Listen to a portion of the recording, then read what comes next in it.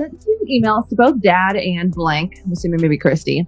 The one of my father was just saying that I love him, but I'm at a loss of what else to say. And then I sent one to blank telling her that I'm here for support and that I'm still her daughter too, blood or not.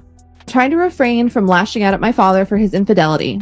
And I do not want my book to be a means for blank to get back at him. I fear that if this were to go in the book or the documentary, he will distance himself from me. It isn't my wish to embarrass him on blank to the world. When he was caught cheating with the cookie lady the first time, I asked my father if I could put the affair with the cookie lady in the book, and he and blank really didn't want that, so I discarded the idea. I feel a lot of guilt for this happening because women have seen him on TV in the documentaries or interviews, and women my age find my father very attractive. So they follow him or they find him on social media and start flirting, and he starts flirting back. The fame of my case caused his exposure to these women, and that's why I feel responsible. The worry of who I will live with if they live in different places plagues my mind. Blank was the first person I called to gain support after you and I talked. Of course, he made the offer for me to live with him in Lake Charles, Louisiana. Oh, so is that Ryan? Yeah. Okay. An offer I didn't refuse, but instead deflected the topic for right now. I don't know what the situation will look like when my release date finally arrives. If the separation is happening, my father could possibly move to Canada to live a life with a cookie lady, like he had mentioned a few years ago. Blank and I may not even still be dating when that day arrives. Who knows what life will look like when I'm let out of prison. But I know one thing is for sure. No matter what, these people who stand beside me today will be there regardless of who is together or not. There'll be a presence in my life to see that I adjust back into society and freedom because of the love we will have built together. Things just might not be that come from my father and blank under the same roof dream that I think we all imagined when thinking of a reunion when I am free. Gypsy Rose Blanchard is once again stirring public attention, but this time, it's not for a television appearance or a social media update. Instead, it's a collection of her personal prison emails that has people talking, and not just talking, but re-examining everything they thought they knew about her story. Released by the Into the Woods podcast, these emails dive deep into Gypsy's private world, and what they reveal goes far beyond the headlines. Her tone ranges from emotionally vulnerable to brutally honest, and in the middle of all the chatter about her future and her past, one relationship stands out above the rest, the one she shares with her father, Rod Blanchard. What becomes clear immediately is that Gypsy has long been caught in the crossfire of her father's personal issues. In one email, she gives him a blunt heads-up. Her stepmother KRISTY has access to his Facebook account and regularly checks his messages to see if he's still entertaining conversations with other women. She warns him that behavior like this, spying and suspicion, often leads to broken marriages. What's striking is Gypsy's calm, almost detached approach. She doesn't seem surprised or even very upset about the idea that Rod may be cheating. Instead, she focuses more on the dysfunctional patterns she's noticing, and the fact that she feels responsible enough to say something, even while locked away. Rod's responses are a mixture of emotional confessions and subtle justifications. He admits that yes, KRISTY has always been invasive when it comes to his online activity and that it's a point of conflict. He even confesses to talking with another woman, someone nicknamed the Cookie Lady, and casually mentions that they'd stopped talking for a while but recently reconnected. He tries to play it down, but it's evident that these women fill some kind of emotional void for him. Rod also reflects on how he tends to flirt out of boredom and says he never really intends for it to go too far, but the very fact that he's sharing this with his daughter shows just how blurred the boundaries have become in their relationship. In another email, Rod does some soul-searching. He reveals that he's been questioning his marriage and that he sometimes feels stuck between loyalty and personal dissatisfaction. He admits that his attraction to KRISTY has faded, mainly because of her physical appearance and her lack of motivation. Yet, despite this, he says he doesn't want to abandon her. He recognizes that his own behavior, criticizing her, failing to support her emotionally, may have contributed to her decline. He tries to convince himself that staying is the noble thing to do, that maybe if he keeps a positive attitude, she'll improve and their relationship will become fulfilling again. But there's a strong undercurrent of regret and emotional conflict in every word. Rod doesn't stop there. He also talks about DD, Gypsy's late mother, in a surprisingly reflective tone. While many see DD solely as the villain of Gypsy's story, Rod seems to carry a complicated mixture of resentment and respect toward her. He admits he ran away from the responsibilities of fatherhood when things got hard, while DD stayed and took on everything, even if it was twisted and controlling. He wonders if DD's paranoia about losing Gypsy's love was what pushed her to isolate Gypsy so extremely. And while he acknowledges the pain and damage she caused, he also admits that he admired her for staying and doing what she thought was right, in her own warped way. 3/15/2019. Dad, I need to tell you something, but you gotta swear you won't react or tell Mom. You know, much less tell her I'm the one who told you, because I'm the only one who knows about it. So I know about the argument on Valentine's night and about the chicks on Facebook. Well, Mom told me that she has your Facebook password and she regularly checks it for women trying to message you. She's trying to see if you continue to message women and it not be innocent. And to be honest, I don't care if you do or don't have some side action. None of my business. However, snooping on spouses' Facebooks has been one of the cause of many divorces for folks. That's why I'm giving you a heads up. She's had it ever since you left last time. Anyways, I love you. Be safe, and I can't wait for our visit. Oh, BTW, I think the cookie lady added me on JPay. Her name is Blank. Lately, a lot of people have been popping up as new contacts. Gyp. This next email is inbound to Gypsy. Yes, that's the cookie lady. She's pretty awesome. We had quit talking for a few months and now we just check in every now and then. Thanks for the password, heads up on Mom. She always been a snooper and I get pretty upset about it, and she still does it. I haven't messaged anyone and actually deleted Messenger. I talked to Blank on WhatsApp lately. She said she sent you an email. Okay, well, can't wait to come see you. I miss you so much. Love, Dad.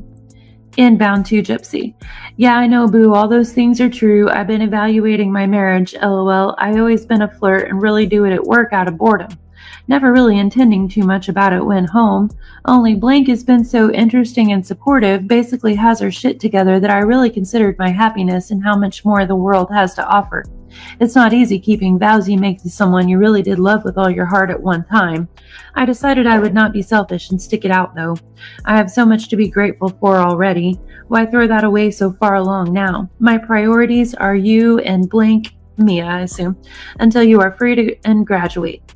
Mom's got 2 negatives, an injury and a tendency of laziness, which I knew about the laziness when we got married, LOL. She's nosy and is the first to cry poor me or look at me, but on the flip side, she is an extremely good person with good intentions and doesn't give me too much worry about while I'm at work. It's hard work out here if you have a woman you can't trust. You know that feeling, I'm sure. Anyways, that's the most recent evaluation, and I really know I could have been better. A working, successful, beautiful woman that I can trust. But that's not what I bought into. I've given up on too many people in my life, and I'm not giving up on Mom. The hardest part is staying positive enough for it to affect her and help her become a better and more active person. I used to put her down a lot, and that never helped, so it's kind of my fault too, I guess. Her weight at the moment is the biggest issue. I'm just not attracted to her, which sucks because I really miss that part. Anyways, gotta go. Thanks for listening. I love you. Inbound to Gypsy. Oh, baby, I don't know how you do it in there for so long. I know it is. One of the most startling moments comes when Rod casually informs Gypsy about a producer from Japan reaching out, asking for permission to use family footage and photos for a documentary. At first, he says he turned them down, not wanting to stir up more media attention, especially since Gypsy had previously asked her family to stop doing interviews. But when the producer offered $10,000, Rod admits he reconsidered. He tells Gypsy that he didn't include her in the deal and insists it wouldn't affect her directly. He even tries to justify it by saying he plans to save part of the money for her release. The tone is matter-of-fact, almost transactional, and it's clear Rod doesn't fully grasp how violating it must feel for Gypsy to hear this. What all of these emails show is a deeply tangled web of family dysfunction, one that didn't disappear just because Gypsy went to prison. The same themes of control, guilt, secrets, and emotional distance that defined her relationship with her mother are echoed here in her relationship with her father. Even behind bars, Gypsy was trying to navigate family loyalty, emotional manipulation, and the heavy weight of past trauma. She tried to create boundaries, even tried to look out for the very people who failed to protect her in the past. It's heartbreaking, but also incredibly telling. Gypsy reached out to her dad, keeping things practical but heartfelt. She told him it was totally fine, but asked if he could put around $800 on her books once he got paid. That way, she could manage her canteen expenses herself for a while. She explained she could budget that money to last a few months, which would give her mom a break from having to contribute monthly. She reassured him that anything left over could absolutely go toward whatever other financial priorities they had as a family. More than anything, she just wanted him to feel some peace knowing that she'd be taken care of for a while. She closed it with a warm "love y'all." Later that year, Gypsy sent a more emotionally loaded message to her dad, calling him by a nickname, Pimp Juice. She didn't hold back. She said her mom had been crying and asked what was going on between him and a woman she only referred to as a cookie lady. She wanted to know if they were getting together. Gypsy had even reached out to the woman herself, not out of malice, but because she hadn't heard from her in a while. But then she cut to the real question: what was her dad planning to do? She asked him directly how much longer he was going to keep messaging other women while pretending to be happy with KRISTY. She clarified she hadn't told KRISTY about Blaney yet, though she was aware of what was going on. More than anything, she just wanted transparency and a heads up about where his heart really stood. She told him she loved him. Rod eventually responded. He apologized for being distant, explaining that he had packed a ridiculous amount of stress and activity into a short amount of time, what he described as 10 pounds of shit in a 5-pound bucket. He had spoken to a woman about an interview, but she was more interested in talking directly to Gypsy. He admitted that Gypsy's mom had gone through his emails and discovered messages from the cookie lady, and now she'd threatened the woman, which led to the end of that friendship for the time being. Rod confessed that he still tended to flirt when he got bored, but said he was trying to behave. He mentioned that he hoped someone, possibly Francesca, could make a convincing case for their side during an upcoming meeting. He encouraged Gypsy not to stress about anything until after her release and reminded her they already had a room prepared for her. All she needed to do was decorate it to fit her own style. He was optimistic about getting her a driver's license quickly and suggested she keep hitting the gym to build her confidence and energy. He expressed how proud he was of her, noting how far she'd come, and reminded her that she was doing amazing. In another message, Rod confided that not much had changed over the past year, except for the recent few months. He explained that KRISTY had gone through his emails and found messages from other women. She then sent angry threats to one of them, and that woman emailed Rod asking what the hell was going on. Rod admitted to being torn. He told one woman that he really liked her but needed to figure out what he wanted. KRISTY panicked and begged him to give her a chance to get her act together. So, he told the other woman, whom he revealed was the cookie lady, about everything, which he said seemed to light a fire under her. In the end, he decided to try to be there for KRISTY and offer her the support she needed. He wasn't messaging any new women for the time being, but he admitted he still got bored easily and that might change. He acknowledged that KRISTY was putting in effort, even losing some weight, and while another woman, possibly in Canada, had a lot to offer, that kind of long-distance thing would be tough. He told Gypsy not to feel like she was in the middle of it all and closed by telling her he loved her. Easy to say, don't think about it and just get through today, one day at a time, but that gets old and it's impossible to not think about how long a year is in confinement. The only good thing is knowing there will be a day when you can walk out of there, breathe your first breath of freedom, letting the sunshine on your face and see where God wants you to truly be. The hopeful anticipation must be blooming deep within you and keeping you sane while you prepare yourself for the rains of life. I know how important it is to stay the course and focus on low goals. Only you know what Gypsy will be when you step out on that freedom bus. Hold to higher hopes and expect to be remarkably conscious of the things everyone else takes for granted. Mom loved you like no other baby. You'll never find anyone else who's loved you more. Why she did those things? I don't know. Maybe she was scared you would love me too, given half a chance. I ran from you guys like a scared little punk bitch, and she couldn't run from the responsibility like I did. That's why I always respected her and did the best I could financially to help. She started something long ago and never could get out of the crazy hole that she dug, all in the name of love for you, to protect you. I wish she would have just let you grow up and date, blank. Maybe you and I would have never been close, but you would have had some freedom. It's sad, but I'm glad you and I could talk about it and have a real relationship now. I'm so happy that you are in my thoughts every single day, and when I think about the future, you're always a part of it. I'm ready for you to come home and give Mom some company, because when I call, she don't answer. I will call you and give you all projects to do around the house and watch y'all on my high-tech cameras. We're going to have so many good times just hanging out, cooking, playing music, and Pedro. I can't wait. I will be home June 4th, July 16th. I hope they'll allow a visit. Gotta go. Love you. This is from 2020, and Gypsy had been just literally begging them not to do any more interviews because Ken had broke up with her over it. She hadn't quite come around to doing them again yet, like she did later. But so listen to this email. This is inbound from Rod to Gypsy. Hey boo, wanted to let you know about something going on. Mom said you broke your tablet, so I'm not sure when you'll get this. A producer from Japan was asking for interviews from you and us, similar to HBO in 2020. I told them we were not interested in any more publicity or interviews. They asked then if we wouldn't mind sharing some photos and videos. I told them no, then they offered to pay. I thought about it and threw out a number that I didn't think they'd agree to, $10,000. Surprisingly, they agreed to pay that much. So I made sure it wouldn't involve you and only be aired in Japan. So we'll be sending them some pics and video.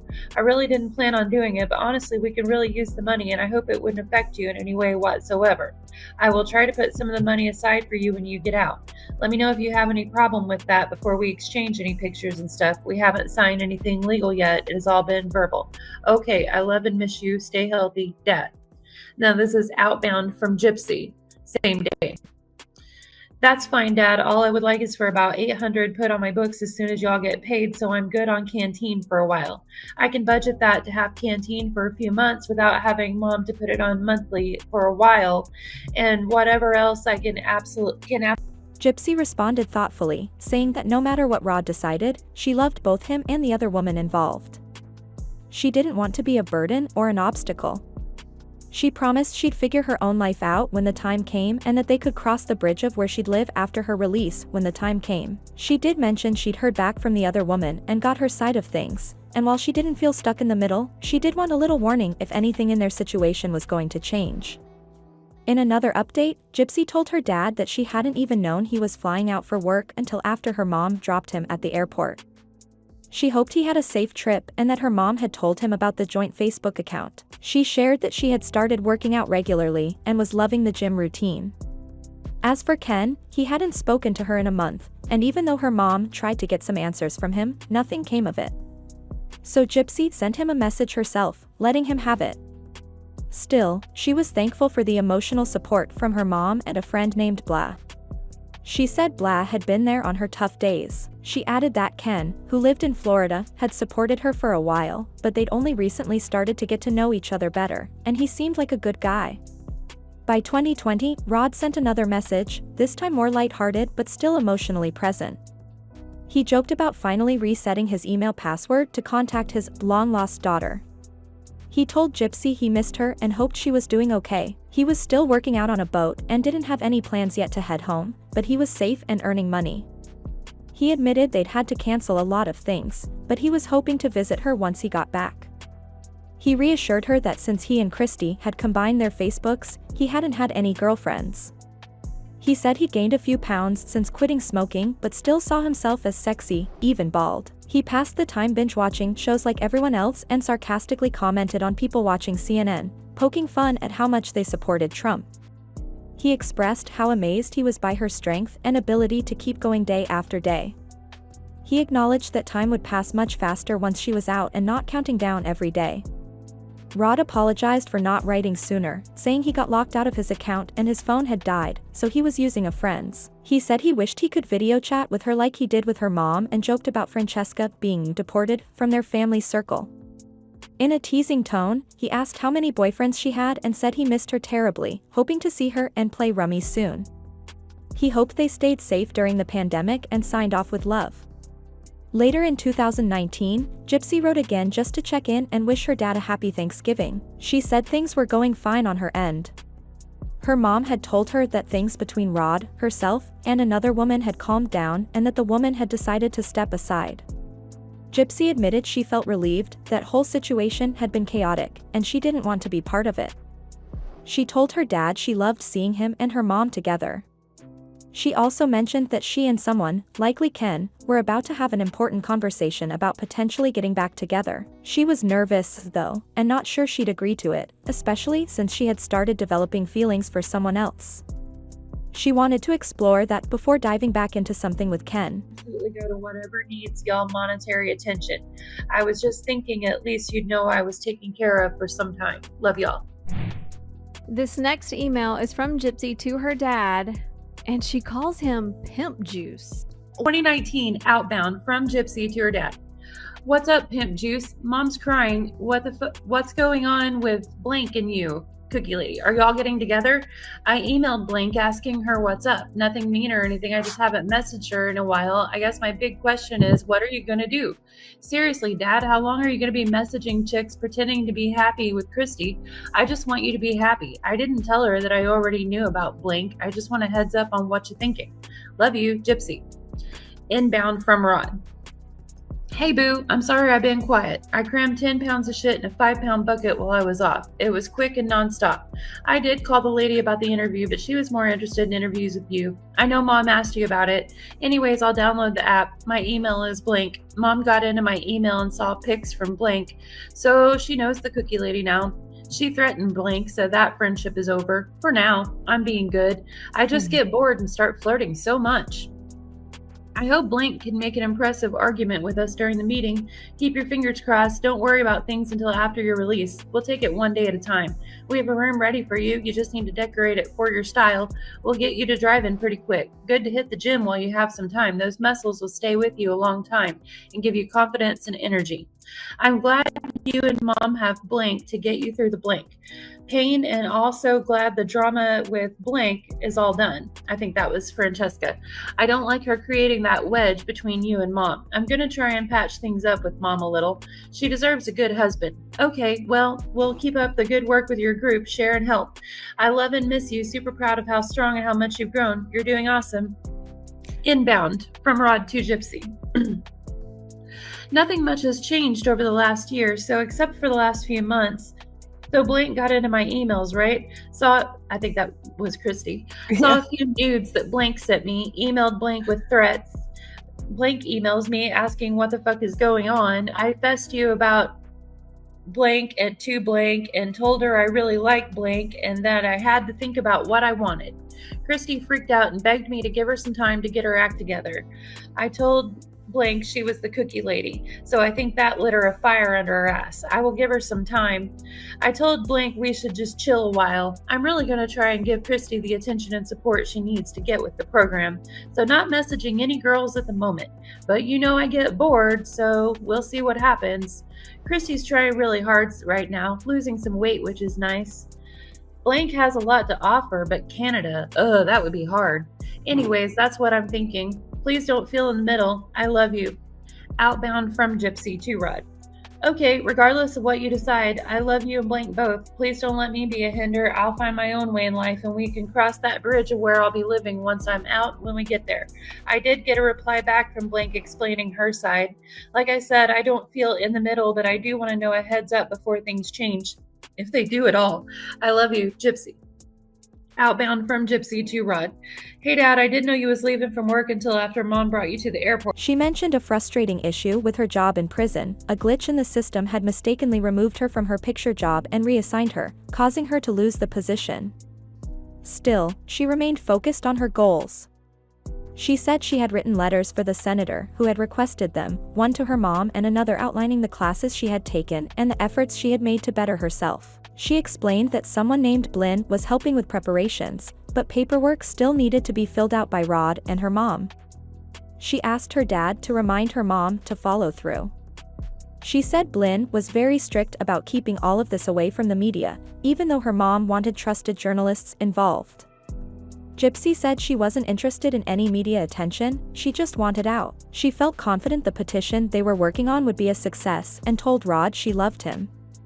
At the same time, Gypsy was wrestling with her own relationship doubts.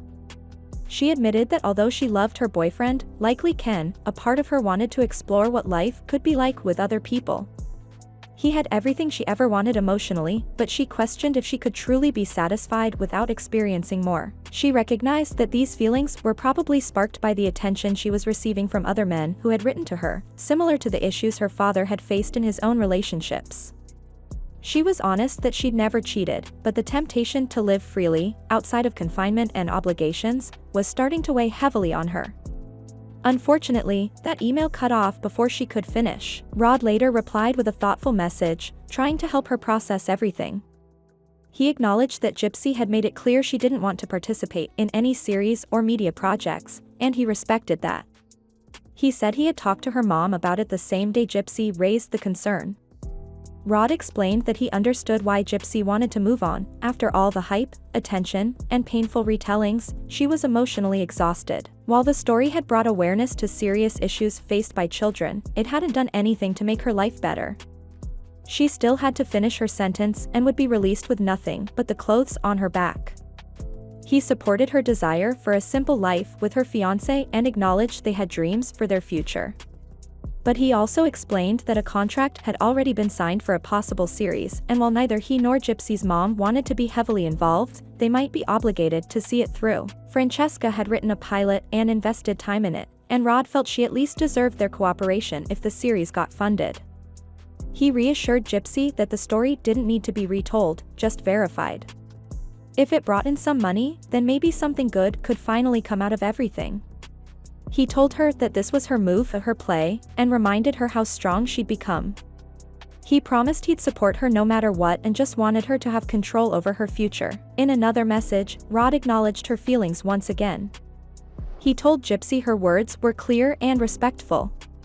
He completely understood why she needed to move on and agreed that the media had done little to help. He said he would handle things moving forward and would try to call Francesca around the 28th during his next port call. He was sorry she had to go through this after already making her stance known. He admitted Francesca was still caught up in the media side of things, but he had let her be because she'd been good to Gypsy in other ways. Still, he didn't care about the media circus and wanted her to know how much he loved her. Before ending, he told her that he had been having dreams about her real mom. In the dreams, she was young and beautiful, and every time he woke up, it left him with a deep sadness. He told Gypsy he'd never forget Dee Dee and was sure she wouldn't either, that she had been a good wife, despite everything. Thanks for staying till the end and diving into these raw and emotional exchanges between Gypsy and her dad. These emails really open up a new side of their relationship, one that's layered, messy, and surprisingly tender at times. It's not just about what was said, but what it reveals about family dynamics, loyalty, and healing. So, what do you think? Does this change how you see Rod? Do you think Gypsy being okay with his side relationships shows maturity, or is there something more complicated going on? I'd love to hear your take, so drop your thoughts in the comments below. This is a conversation worth having. If you found this breakdown helpful, go ahead and give it a like, and if you're curious about what else these emails reveal, make sure you're subscribed. There's a lot more coming, more letters, more context, and a deeper look into Gypsy's life behind bars and beyond. Hit the bell so you don't miss what's next, and as always, take care of yourself and stay curious. Until next time.